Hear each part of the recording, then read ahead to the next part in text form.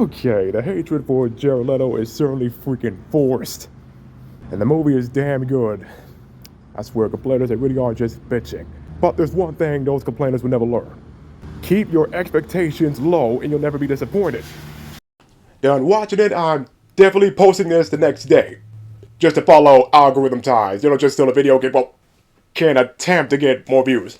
I really don't know where to start, but I guess, again, on the Jared Leto hatred, it's just freaking forced. In fact, there's one movie of his I just found out yesterday, The Outsider, about an American POW after World War II stays in Japan and joins the freaking Yakuza.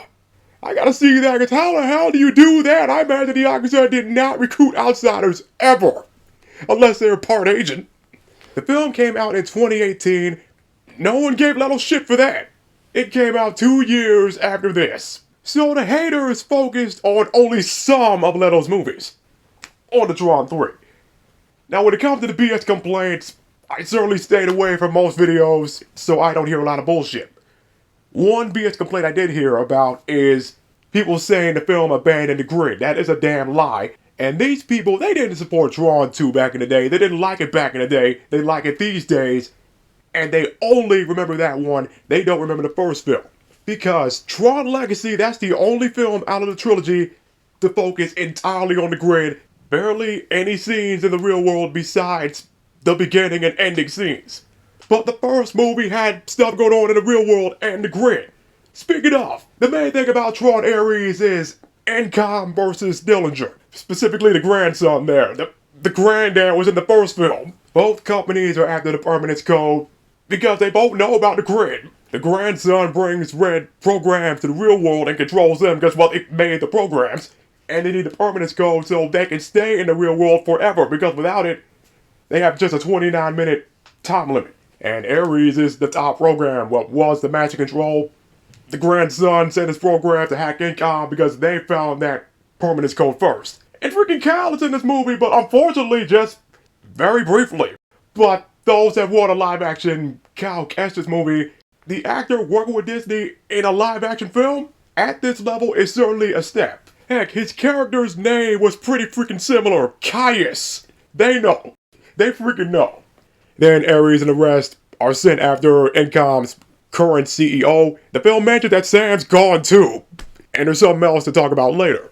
Ares starts to gain sentience, of course, but here's the funny thing about that. Of course that AI switches sides when his boss tells him, hey, you're expendable, I can just destroy you and rebuild you. And to make matters worse, the grandson deleted Caius.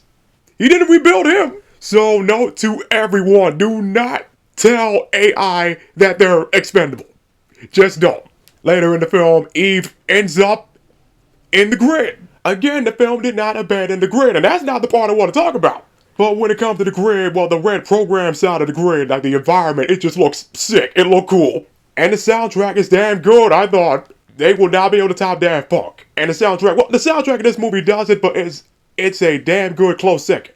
Anyway, the reason Eve was even in the grid is because the bad guys, remember the laser that sent Kevin and Sam into the grid? They got that and also got a portable gun version of it. So they can just shoot somebody and send anyone into the grid. And they were going to get the knowledge of the Permanence Code out of Eve, which would have ended up with her being destroyed permanently. But Ares got her out. Now the rest, I just want to talk about details. One other BS complaint I saw was people complaining about one of the program characters. This one, Athena. Honestly, it's clear why, but the villain was just a badass, especially near the end of the film where the grandson just basically turns her into a Terminator focused on one directive by any means. Also, these are programs. They can certainly have any appearance in Tron Uprising. All the programs there definitely had various appearances. So a black program is not new. I definitely gotta talk about Kevin Flynn. The trailer showed him, so yeah, that's not exactly a spoiler. Ares goes to him for help with the Permanence Code or a program of him in an old server. And the grid in that server was the original. Even Tron Legacy didn't do that. Yeah, I definitely don't want to hear shit after seeing that. And I didn't expect that at all. I thought the grid was going to stay the same as it was in Legacy. So in this universe, if you got an old computer and an old freaking hard drive or server somewhere, it'd be the grid from the 80s or 90s on that thing. He's a clear pick of him, and man, Jeff Bridges is old now. But also, I got one question. Why is he glowing yellow? And here's Clue in the first movie, so, shit. The last two things to talk about at the very end of the movie. Now, first off, I certainly want to see a Tron 4 with Sam again because it sets up Ares looking for Sam and Quorra.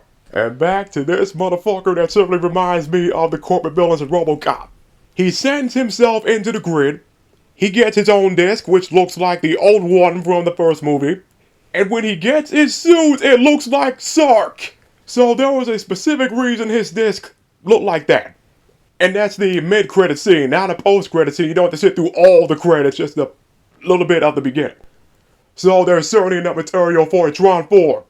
Find Sam and Quorra, and then whoop that grandson's ass before he takes over the entire grid. And also, in universe, now everybody needs to find out what happened to Kevin and Sam, because still at this point, after 40 years, people still think Kevin's missing. And Sam being missing makes that worse. Like, that needs to be settled finally in the fourth film. And if the third film flops, you complainers are at fault. 100% at fault.